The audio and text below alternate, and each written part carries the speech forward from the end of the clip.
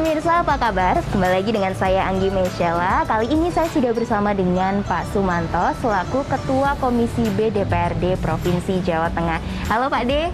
Halo, selamat pagi Mbak Anggi. Iya, apa kabar Pak D? Alhamdulillah sehat. Iya, ini Pak Sumanto ini memang akrab dipanggil dengan Pak Demanto ya.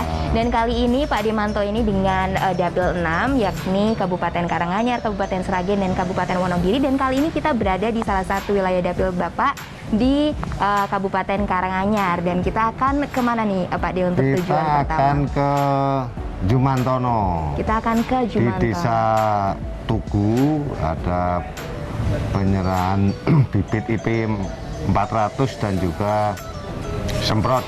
Nah, di sana kita akan lihat petani organik, juga pertanian dengan menggunakan IP 400 setahun bisa 4 kali panen. Oke. Ini dicoba. Iya, jadi kita akan langsung aja ke tujuan kita yang pertama dengan berkendara sepeda motor. Jadi tetap ikuti saya dan Pak Demanto di Proaktif.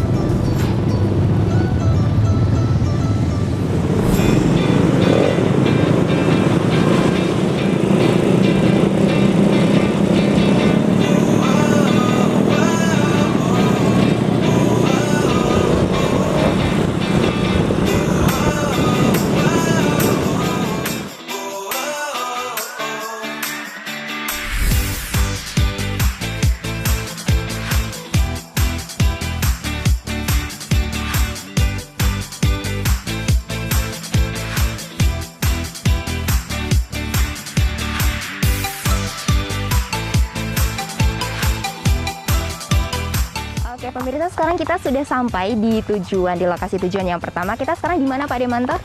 Di Tugu. Di Desa Tugu ya, Kecamatan Jumantono. Ini nanti aktivitasnya gimana Pak? Ini adalah nanam padi benih IP 400 sama penyerahan bibit IP 400, kemudian hand sprayer. Oke, itu nanti jumlahnya semuanya sudah disiapkan ya Pak? Oh Ada ya, ya? Ini Bu Kepala Dinas. Oke, semuanya sudah siap. Nanti juga untuk penerima bantuan juga sudah siap semuanya ya Pak De ya. Oke. Oke, nanti kita juga akan melihat bagaimana ini perdana ya untuk tahun ini dan juga upaya dan harapan kedepannya sehingga nanti bantuannya bisa bermanfaat untuk penerima bantuan begitu ya Pak De ya. Juga panennya bisa 4 kali dalam setahun. 4 kali dalam setahun. Biasanya berapa Pak De? Kan 3 kali. Biasanya 3 kali, tahun ini bisa 4 kali ya. Iya, pakai benih IP 400 itu. Oke.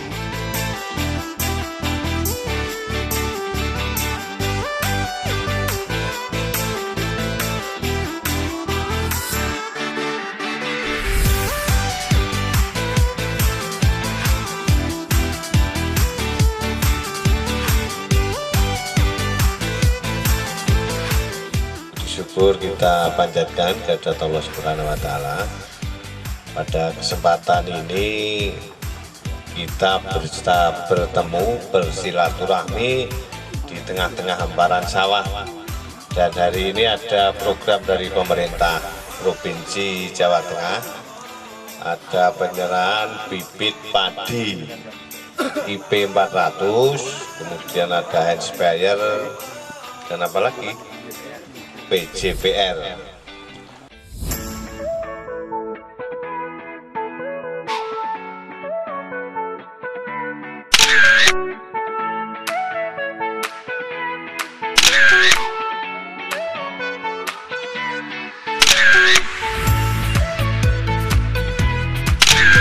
Pagi ini kita setelah ada penyerahan bantuan, kita akan langsung nanam padi jenis IP 400.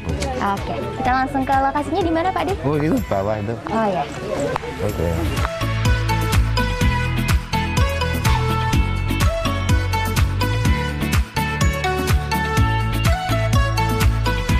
Bismillahirrahmanirrahim. Mundurnya mundur Bu, jangan maju. Tuh.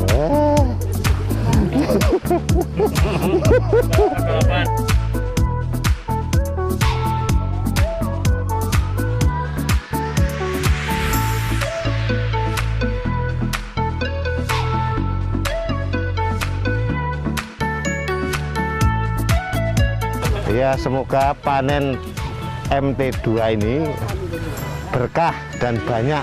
Amin. Tidak ada penyakitnya. Amin.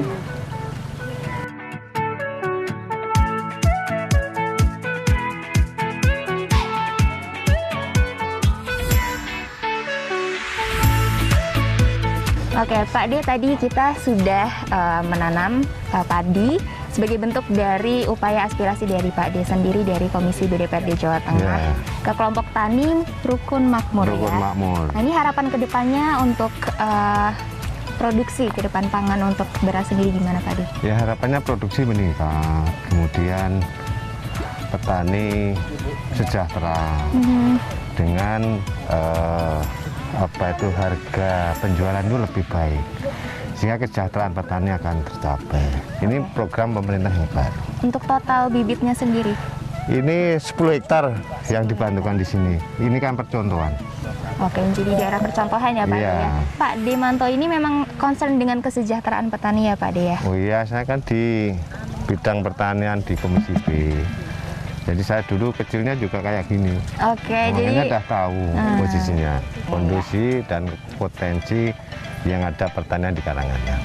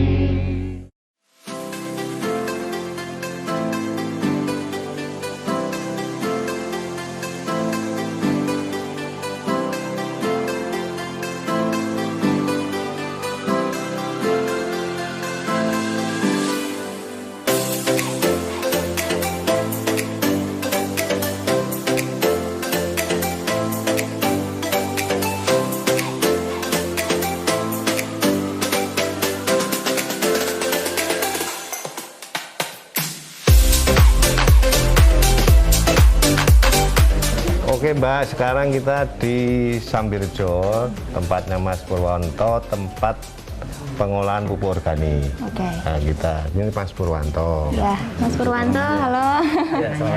Oke, jadi nanti di sini kita ada pupuk organik ya Mas ya? Pupuk organik fermentasi Oke. dari Kohi Sapi. Ini adalah prosesnya fermentasinya Kohi Sapi yang akan diproses menjadi pupuk kompos atau pupuk organik. Bahan bakunya dari Kohi Sapi, kotoran sapi. Jadi dari kandang sekeliling, di kandang sekeliling peternakan di lingkungan Sambirjo atau mungkin kita yang di Mantono, kita ambil dari tempat peternakan dengan kendaraan. Terus nanti kita sampai turun di fermentasi. Ini sapnya yang sap pertama. Sap pertama itu antara campuran Kohi Sapi, dolomit dan dekomposernya yang pertama. Awal proses untuk pembuatannya itu 1 minggu. Itu kita turunkan, kita fermentasi awal. Yang kedua, setelah 1 minggu kita lakukan pembalikan. Ya masih ya. belum Kembalikan selesai. terus 1 minggu dari dasar sampai ketinggiannya berapa itu kan nanti kembalikan pertama. Terus nanti masuknya dikembalikan yang kedua itu setelah masuk ke waktunya 2 minggu. Jadi prosesnya tidak bisa secara instan. Jadi dari sampai sana itu butuh waktu Kurang bulan, lebih ya? 1 bulan. 1 bulan. Jadi Iya. prosesnya secara manual Pak. Jadi kita tidak memakai alat pabrikan atau Iya. yang lainnya. Kita menggunakan tenaga manual. Tenaga itu cuman nanti alatnya seperti cangkul dan sebagainya, skop dan sebagainya. Jadi untuk proses pembalikannya lebih efektif kita yang manual karena ya mungkin skupnya di dalam kelompok tidak ada untuk alat yang lebih. Belum. Mumpung ada Pak Demanto di sini, mungkin bisa membantu gimana Pak De? Ya ini kan kita dalam proses melihat memang ini ya kedepannya petani kita itu harus seperti ini. Maka pemerintah, kami dari DPRD Provinsi Jawa Tengah akan berupaya untuk bisa memberikan alat yang bisa dipergunakan untuk mencapai produksi yang maksimal.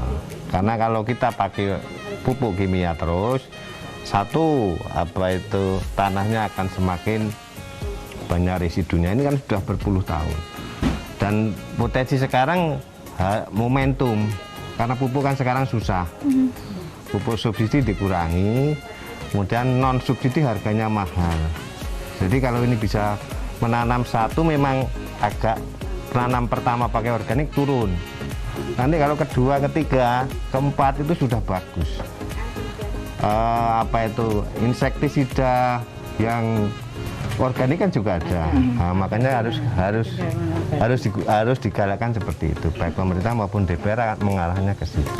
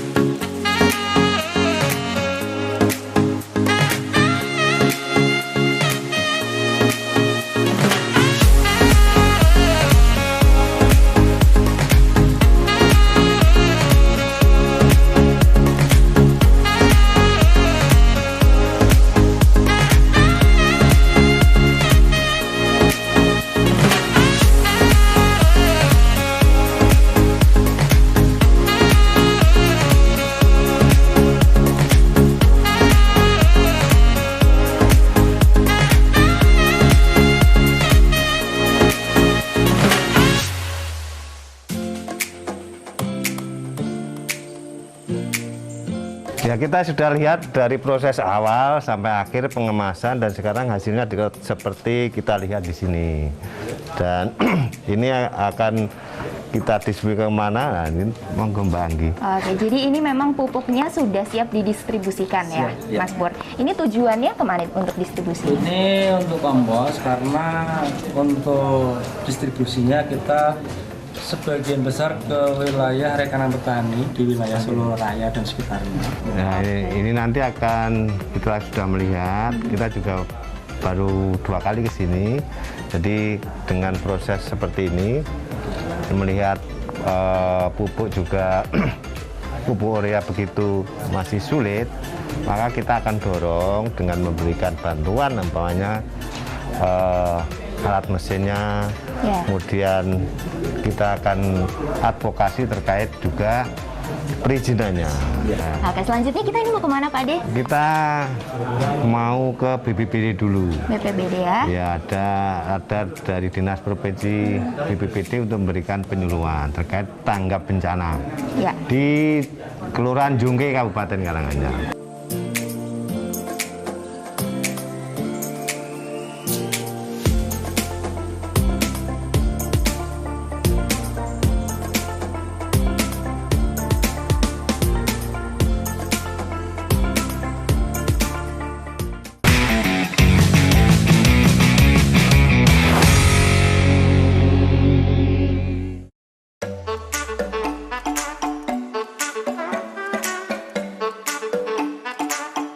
Dalam kegiatan bersama Sekretariat DPRD Provinsi Jawa Tengah kali ini, Ketua Komisi B Sumanto SH juga menjadi narasumber dalam kegiatan pelayanan informasi rawan bencana tahun 2022 tentang identifikasi dan sosialisasi daerah rawan bencana di Jawa Tengah bersama BPBD Kabupaten Karanganyar.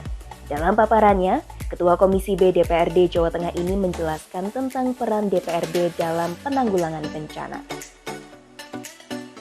Nah, ini menyangkut tentang masyarakat setiap orang berhak untuk mendapatkan ini. Orang kena bencana itu harus mempunyai dapati pemerintah, tugasnya ini mendapatkan perlindungan sosial dan rasa aman, mendapatkan pendidikan. Dari orang kena bencana kemudian dikasihkan di tempat pengungsian, itu harus dapat itu, mendapatkan informasi yang tertulis, berperan serta dalam pengoperasian, termasuk di dalamnya melakukan pengawasan, mendapatkan bantuan kebutuhan dasar, termasuk makan dan sebagainya, pendidikan, memperoleh ganti rugi karena bencana disebabkan oleh kegagalan. Kewajiban masyarakat ini menjaga kehidupan masyarakat, yang harmonis.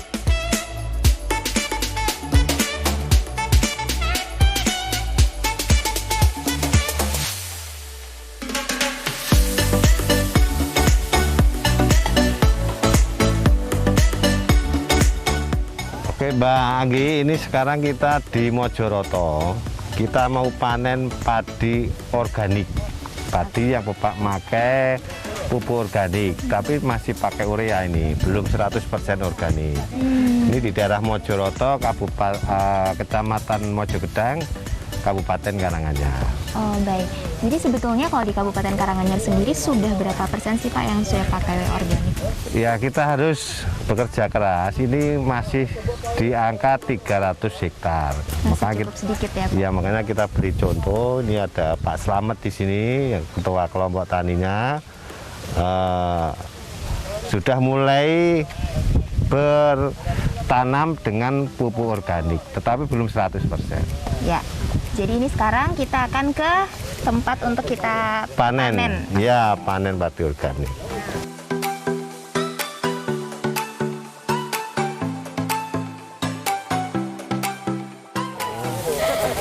Iya ora.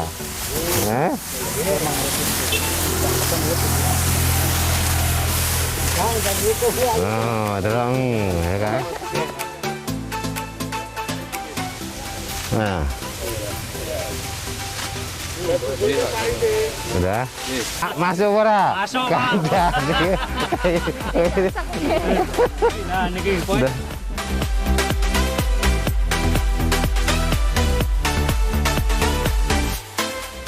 Ini sekarang lagi mau dirontokin ya Pak? Ya, ini dirontokin mau tadi kan sudah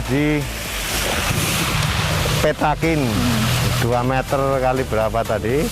Nanti hasilnya berapa dihitung. Ya. Tapi berapa 2 meter kali 2,5 kali 2,5 kali 2,5. Nanti kan bisa dihitung per hektarnya dapat berapa. Iya. Oh, bisa rumah kamu rada bisa. Cek lancar loh.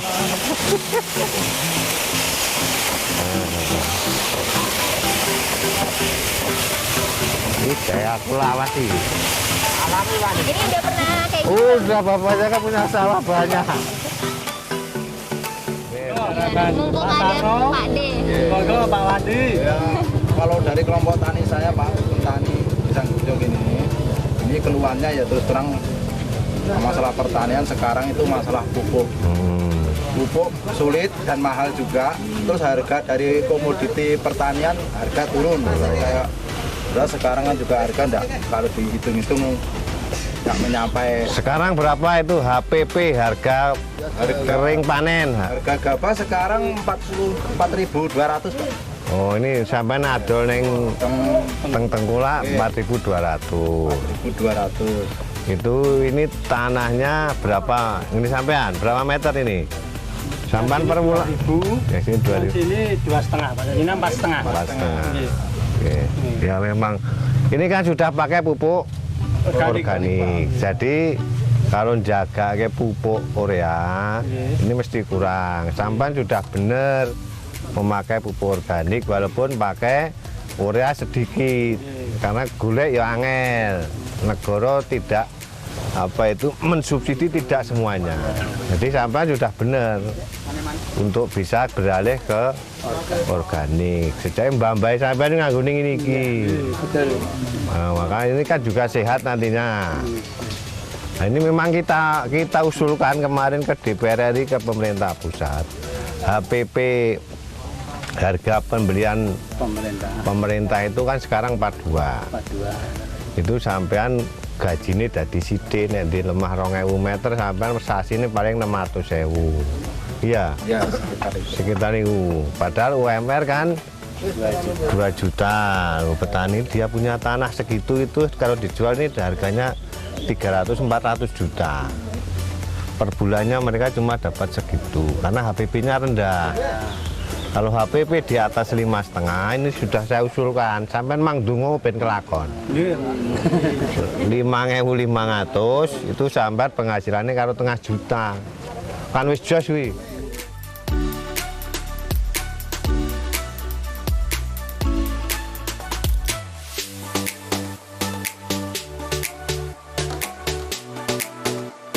sekarang kita berada di Kedung Jeruk, Mojogedang, Kabupaten Karanganyar. Kita berada di unit pengolahan pupuk organik. Nah, ini bantuan dari DPR RI Pak Dolvi ke kita kasihkan di Kedung Jeruk ini. Ini ada lebih spesifik ya, lebih spesifik. Ada bantuan berupa sapi, kemudian mesin dan roda 3 gitu. Untuk pengolahan pupuknya sendiri Mas, apakah sudah berjalan? Dan kalau misalkan sudah, memang sudah ada hasil yang dihasilkan atau belum? Untuk sementara ini kami karena baru sekitar 2 bulanan Pak. Ya. Itu untuk pupuknya memang belum banyak. Jadi kami sudah kemarin sudah di Sukoharjo pelatihan. Ini sudah saya praktekkan juga. Paling hanya berapa 5 Karung. karung. Baru 5 karung yang sudah jadi pupuk organik. 5 karung itu dalam waktu sekitar sudah berjalan berapa lama? 2 bulan. Gitu. Baru uji coba. Iya. Dan gimana Mas, untuk baru pertama kan berarti ya, Iya. produksi sendiri? Iya. Gimana? Maksudnya kesulitannya mungkin? Untuk kesulitannya, kita kan belum ada alatnya untuk ini Pak. Tambal sing ageng nikol ya Pak. Untuk napa nggih? Nyaring napa-napa nikol. Ya, penyaringan. Kekurangannya itu. Terus untuk yang lain kita tidak ada masalah sebenarnya. Jadi untuk Gampang. pengolahan nggih itu mudah. Dan caranya pun juga.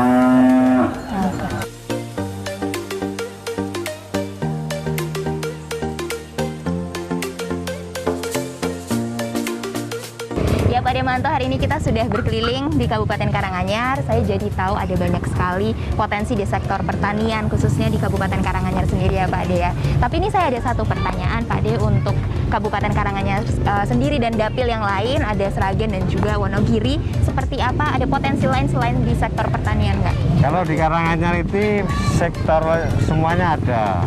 Di sektor pariwisata yang tidak punya itu hanya satu laut. Ya, Oke. di sektor apa itu seperti di Puncak Bogor ada tanaman teh, kemudian ada candi peninggalan dulu, Candi Ceto, Candi Suko, kemudian gunung tempat wisata religi, semuanya ada. Jadi sektor pariwisata juga luar biasa banyak. Iya. Di samping sektor pertanian, Mbak Anggi sudah lihat banyak sekali potensinya yang ada. Iya, betul. Sehingga ini menjadi perhatian kita bersama.